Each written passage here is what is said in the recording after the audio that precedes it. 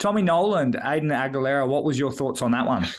Yeah, look, a real strange one. Like the precursor to that, which really threw me off. I did a lead into that and explained that, this is definitely new school, old school. As much as Aiden's far from being old school. He's been around for a long time, fought a lot of the higher grade guys. New school guy coming up.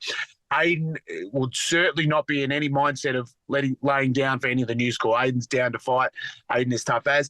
Then when I heard that he missed weight, that really threw me off. That's something that Aiden, I'm fairly sure, has never done in his career. Super professional, super stringent. So that really caught me off guard.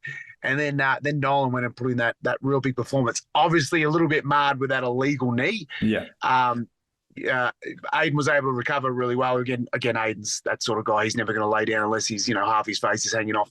And Nolan was able to finish from there. Obviously a little bit marred because of the illegal knee. But that being said, Nolan still looked amazing. That's a dangerous, bad. And do you know what? That stood out in that fight for me. Not only overly skilled, he's a bad dude. Like, he wants to hurt people. Like, that kid doesn't not like putting bones into people's faces. Now, where does he sit? Because I know that he's even been talking about, he mentioned having the best agency. And when people mean that normally means like, I'm looking for the UFC, I'm looking for bigger.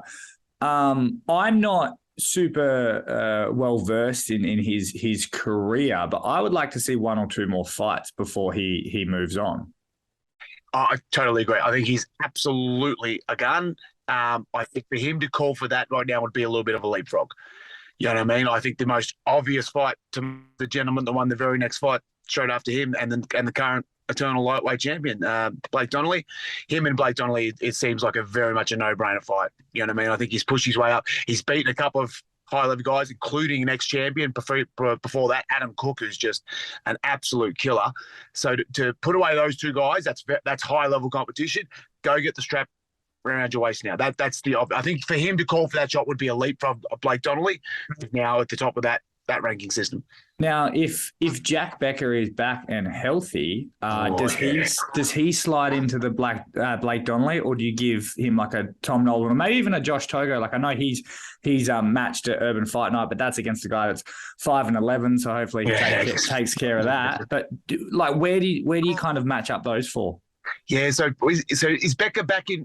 Has he made any comments about being back in full training? Well, this is the thing. I even messaged him. I said, hey, man, we're just about to talk some shit. Let me know if you're about to fight soon. But everyone that I've talked to has said that he's looking good. He's coming back. He's healthy. But at the same time, you normally stop referencing that when they're ready to fight. You kind of still reference that when they're still getting their, no pun intended, but they're like their legs back under them type thing. So what do we, so let's say he's healthy.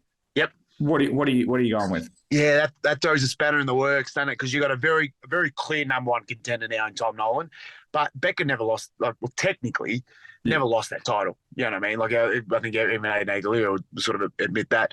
So, he deserves. Does he want to jump straight back there? Does he want to get a fight underneath him? Like you can't say a tune-up fight because that bloke's never getting a tune-up fight because he's the cream of the crop in that division.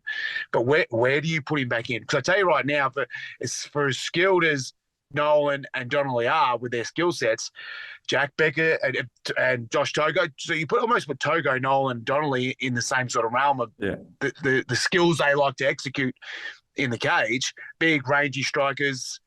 Keep your distance and put bones in your face. Jack Becker's a problem for all of them.